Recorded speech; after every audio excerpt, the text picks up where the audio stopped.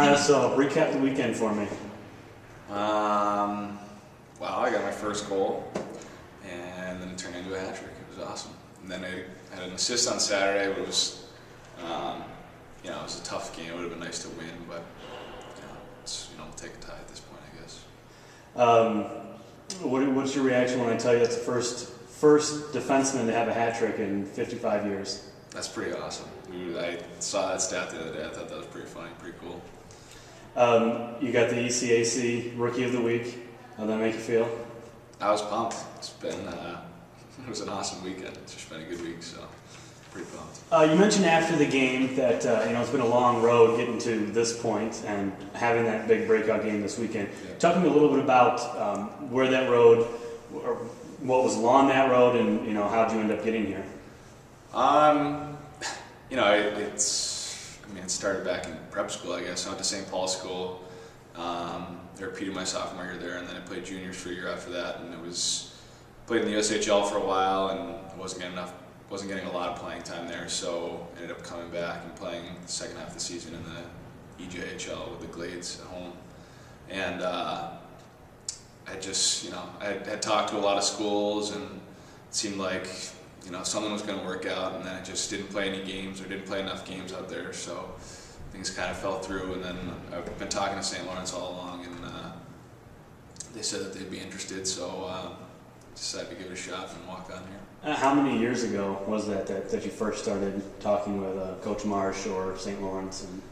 It was probably my senior year, junior year at St. Paul's when I started talking to schools a lot, and talked to St. Lawrence back then. And I think I wasn't. No one was really ready to give me any sort of commitment at that point, and everybody wanted to kind of see me play some more, and so things just kind of fell through for a while. But it was definitely my junior, senior year in high school. What was a low point for you? There was a few. There was definitely a few low points. Living out in Nebraska I liked the team, and the living situation wasn't great. And then as soon as things really started to work out there, and I was really loving the team and everything, that's when I got traded, and so that was kind of a big hit to the ego. But then when I was in Green Bay, still things weren't awesome there. I thought I was playing okay, and the coach didn't put me in much, so there was a lot of ups and downs with getting in games and playing well, and then not being in the next game. So it's a lot of ups and downs for the whole year. Now, last season you got into just the exhibition game, right, at the very start of the year, yeah. And didn't play again. You didn't redshirt or anything, did you? No, we're trying to do a medical redshirt. I actually got hurt in the last shift of the exhibition game last year. Separated my shoulder, and I was out for 9 or 10 weeks, right up until around Christmas. So, and then at that point it was tough trying to get back into the lineup. Especially, I said before, we had those 4D who were, really outstanding defensemen, and then we had Keller and Kaster, who both, really should have been playing all the games. And the only opportunities for anybody else to get in on defense was, when somebody got hurt, and you never like to see anybody get hurt. And when that did happen, it was, it was Torian really who got the shot last year, and Bobby Torian is my best friend. We grew up in the same town, and I was really happy to see those guys get a shot and do well. So yeah, it was a long season last year, not getting to play. It's a tough road to kind of work hard every day and know that you're probably not going to get a shot this year. But did you ever think about quitting? No. Hockey's kind of been my life since I was born. My two older brothers have played, and my dad played. I got down a little bit, but it was, I wanted to be here. I wanted to keep playing hockey. I never really thought about that. Okay. You're not on scholarship, correct? Or are you? No. No, not on scholarship. So, why'd you choose St. Lawrence? I wanted to be in a school relatively close to Vermont. I went to prep school, and I really liked that sort of atmosphere at a smaller school. So this was kind of the right place for me. It's a small school, and there's a chance to sort of be the big man on campus. Not necessarily have everybody know who you are, but just one of those places where you can have an impact on the community. Do you do anything outside of hockey to impact the community? Do you do any volunteer stuff or anything like that? Well, I haven't. That was the other thing too. I mean, that was going into it. That was kind of I really thought that I was going to have the opportunity to do some of those things, but really, I think one thing that I'm going to start doing a little differently is trying to get into some other things. I really focused on hockey last year, trying to get healthy for a while, for so long, and then just working hard every day to try and get into the lineup. And because of that, I focused all my time on hockey, being at the rink and getting in shape. And so I don't regret that. I think now that I kind of have a different perspective on things, that I can branch out a little bit and try new things here. What's been the reaction around campus? Your friends, people maybe you don't even know that have seen your face now on our website and stuff. What's been the reaction since this weekend?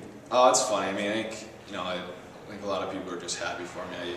We just said it was a long year last year, and I think especially some of the guys on the team and my friends who saw me all last year not playing any games and sort of saw me go through the ups and downs. I think everybody was just really happy for me that I've made the best of my opportunity this year and got out there, and when I got a chance, I did well with it. So.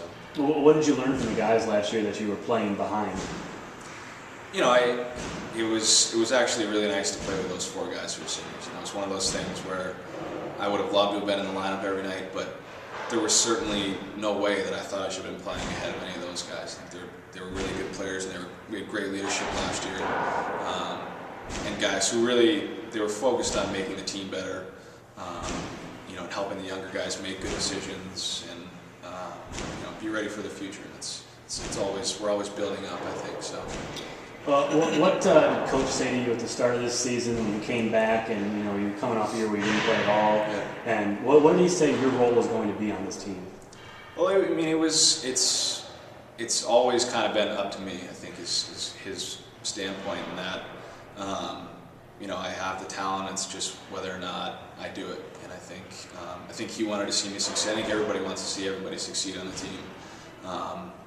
And I think that his mentality all along was, it's up to you. If you're going to work hard and you're going to get it done, then you'll be there in the lineup every night. That's always been my mentality, that I have to fight my way into the lineup every weekend. I had a good weekend last weekend, but that still doesn't mean that I'm guaranteed that I'm going to play both games next weekend. So I still have that mentality to be fighting every day to stay in the lineup. Is it hard to keep up that kind of motivation, not knowing that you're going to play or that you may spend a game on the bench?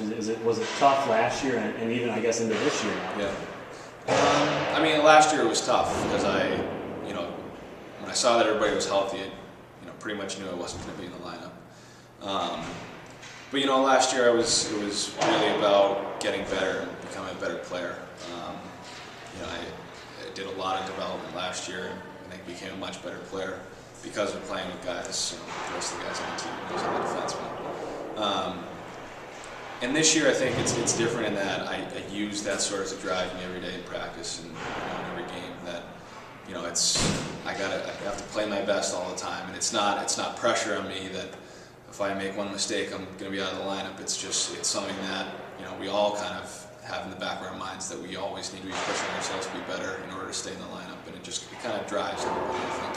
What was the feeling on the ice when you I noticed you picked up one of the hats, right? That got thrown off. What was that like when people were going around throwing 2 or 3 hats on the ice? Oh, it was I actually was screaming. I was so excited. I lost all the oxygen in my head. I was trying to skate by the bench and give everybody a high five, and guys were grabbing me. I almost fell down a couple of times. It was awesome. It was a really good feeling to do it for myself, to prove that I could do it. That I could play well, and it was awesome. It was a home game, so it was really fun. Is it moments like those that kind of for you make it all worth it? It's sure, but how often does that really happen? It's the team winning. It's like guys playing well. It's seeing your friends play well. It's playing well yourself that really keeps everybody going. I think it's not one hat trick in 55 years that keeps me going. It's a daily thing. So. What was your off-season workout regimen like? I know I talked to Marsh at the beginning of the season. He said you came in unbelievable hockey shape. Yeah. What types of things did you do this off-season to really get prepared? Well, I work out with Bobby Torian at home. We're fortunate, we live in Burlington, right next to UVM, and both of our parents went there. So we actually worked out a deal where we could work out and use their facility up there, which is great. We had the program that our coach, that Bird, put together for us, and we follow those things, and we worked on some of the things that the trainer up at UVM was giving us, and worked out well for us, I think.